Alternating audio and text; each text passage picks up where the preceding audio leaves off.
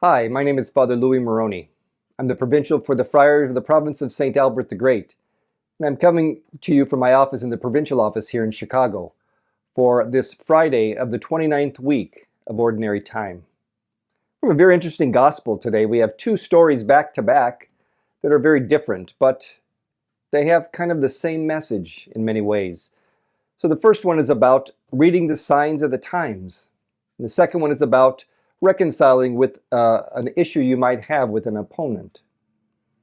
If we look at the signs of the times that the gospel passage talks about, it's about looking into nature and seeing the sun, the hot winds coming from the south, from the sun, or from the west, the clouds coming in, and that indicates that there's going to be rain.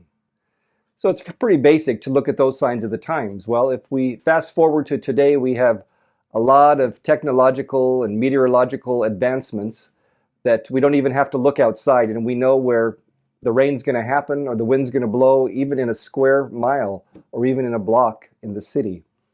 And so we read those kind of signs of the times. However, Jesus is talking about something a little different there. We need to look at the bigger picture of the signs of the times.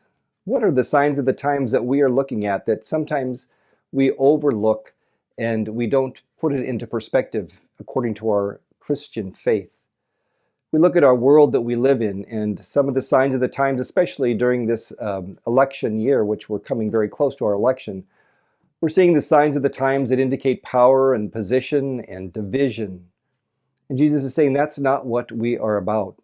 Yes, we can point to certain things that might happen in our civil world and sometimes even in our church.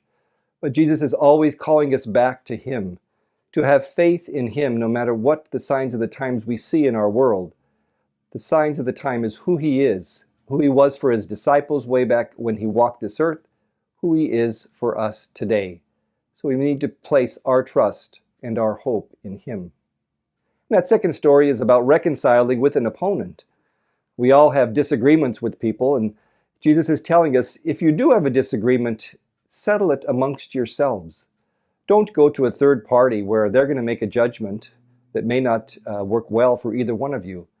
But talk to one another, reconcile with one another.